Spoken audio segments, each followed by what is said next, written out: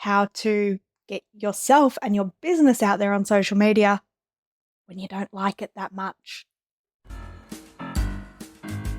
Hello, and welcome to No Grey Suits, the podcast. I'm your host, Anastasia, and this is a place for people who have escaped corporate to do their own thing, where we'll talk marketing, video, social media, business, and chat with other business owners about their journeys. It's a bit random, sometimes super practical, sometimes plain old entertainment. Okay. Can't count how many times people have said to me, I don't like doing social media for my business. Even more is I don't like doing video for social media, or I don't like my face being seen on social media. Can't I just use my brand? Couple of things to unpack there.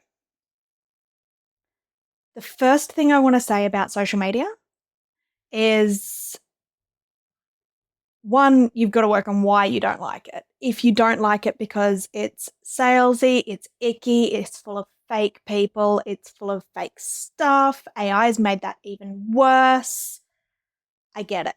I do. Some days I can scroll and I just cringe. It feels ick. First thing I'm going to say to you is curate your own feed to start with, to start feeling more comfortable with social media. So whatever channel that is, whether it's LinkedIn, Facebook, Instagram, I'll say TikTok, even though I'm not a huge fan of it, curate your feed. How do you do that?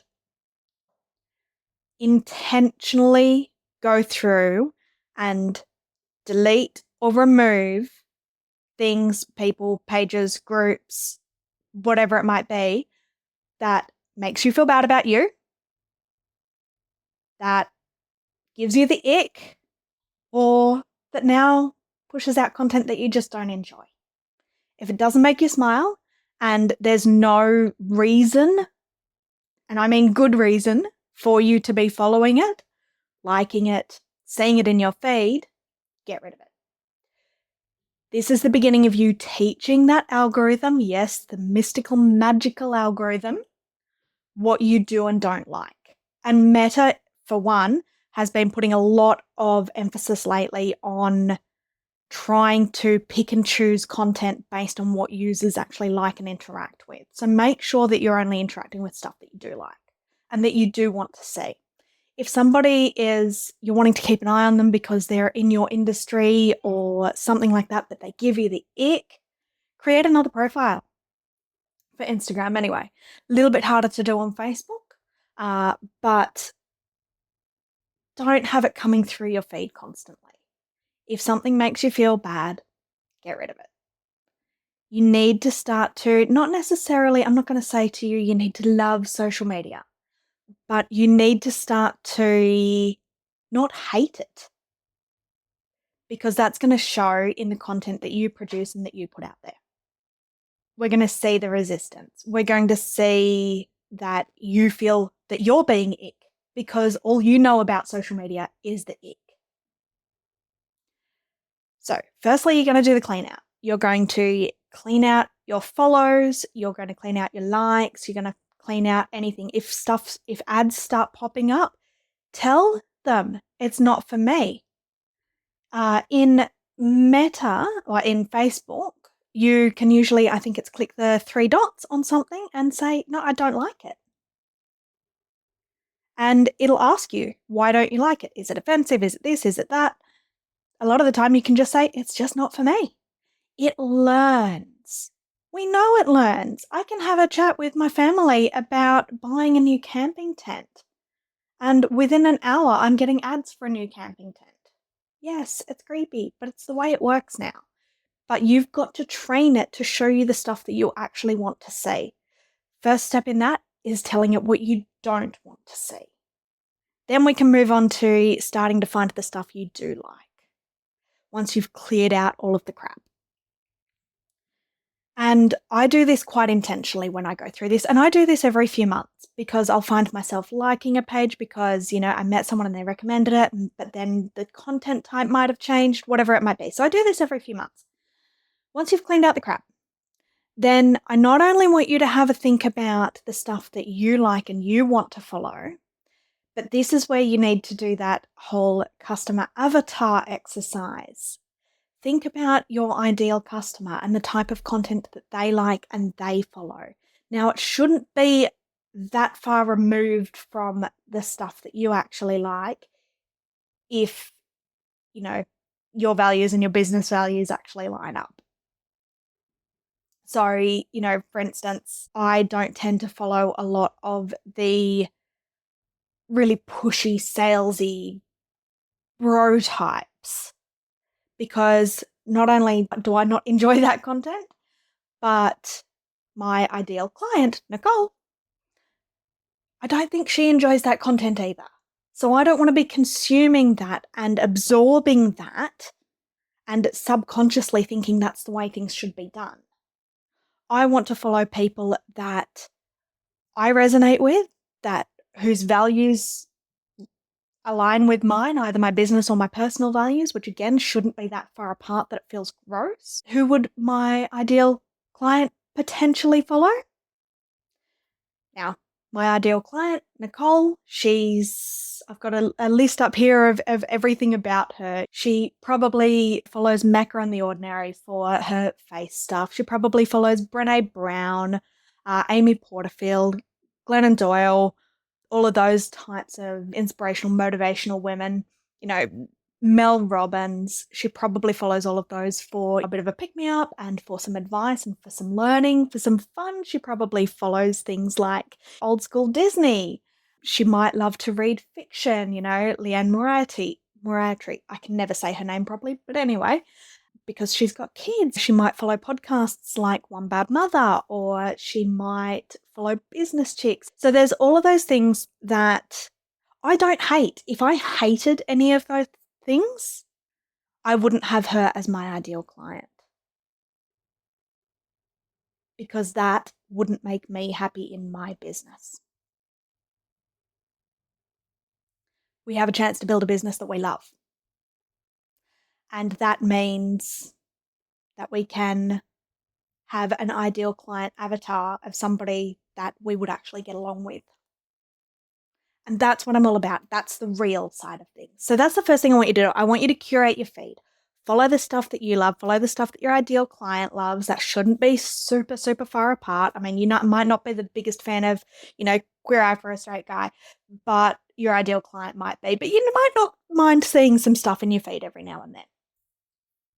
But if something feels ick, just unfollow it.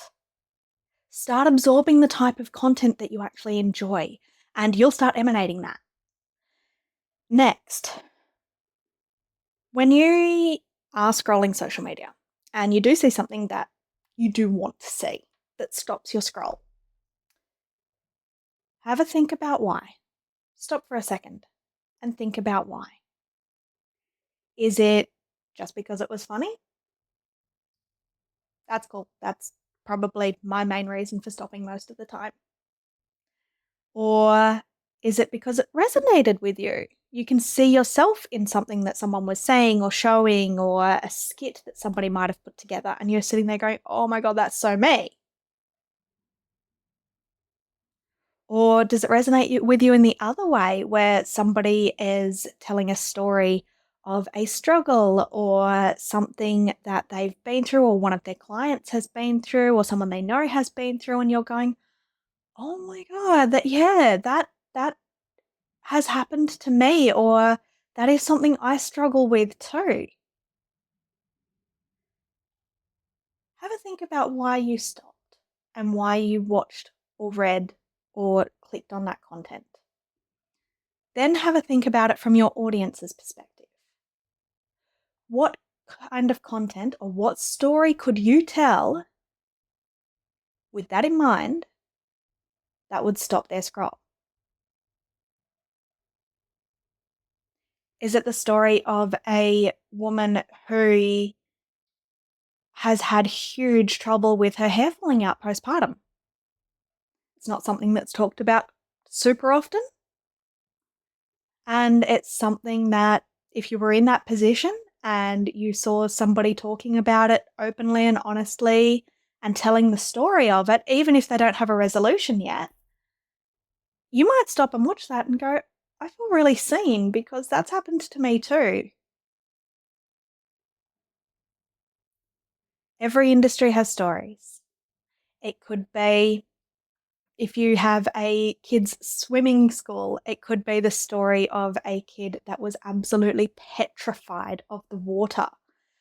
Might run away and hide in a corner every time they show up. Now, if you're telling that story and a mum or dad happens to see that story online and they're going, oh my God, my little one does the exact same thing, you're onto a winner. That kind of story where people resonate with it and where they can see themselves in it, just like how you do when you're scrolling, that's what makes them stop and watch. So first things first, curate your feed. Get rid of the crap so that you don't hate it so much. Start to actually follow and like the stuff that you like and that your audience likes and spends time with and engages with. And by the way, when you do that, if you really want to curate your feed, you really have to send signals to the platforms about what you do and don't like. So not just go and follow a bunch of pages. You have to actually then engage and interact with what they post every now and then to signal to the algorithms that, yeah, I really do actually want to see this stuff in my feed more than the other stuff. So like, save, share if you want to, if you think that, your friends and family would like something as well. But the more you interact with the stuff that you do actually engage, that you do actually like and that you do resonate with, the more the algorithms will actually put that into your feed and you can start to not hate social media so much again. Secondly, think about what stops your scroll. And from there, think about what could stop your audience's scroll, what resonates with them, what they connect with, what's going to make them smile, or what's going to make them feel seen. Now, thirdly, putting content out there, especially content from you, the real you, without you having the mask on, without you pretending to be something that you're not, putting that kind of content out there does help attract people that get you, that like you, and that you're probably going to be happier to actually work with. By being scared to put yourself out there, by wanting to hide behind your brand, or by wanting to just think that they'll come to you, or that you don't need to be on social media because you don't like it, or it feels ick, or it feels salesy. Think about it this way. You're actually robbing them, your audience, the people that would love to work with you, that would love to hear from you, that would love to hear those stories where they can go, me too. You're robbing them of the chance to have that by waiting for things to be perfect, or by being too fearful to actually jump on and do things. I'm not saying everybody needs to be super confident on camera straight away, but think of it from the other way. Don't think of it as I'm pushing stuff out to people. Think of it as I'm putting stuff out there for other people to find and enjoy and resonate with and connect with. And if I don't put my stuff out there, they're stuck looking at all of the crap that I just cleared out because there's not enough of the good stuff, the real stuff, for them to consume. You're robbing them of that chance. And you know what? If they don't like it, they can scroll on. Actually, that simple. Anyway, that's my little ranty, venty, advicey thing for the day. I hope you have a wonderful week. I hope to see some more reels out there. And I hope that reframing that for you has given you maybe that little boost you need to go, actually, yeah, I do have something to say that might make somebody smile or feel better about themselves or just feel good in general. And I'm going to put it out there for the world. Go do it.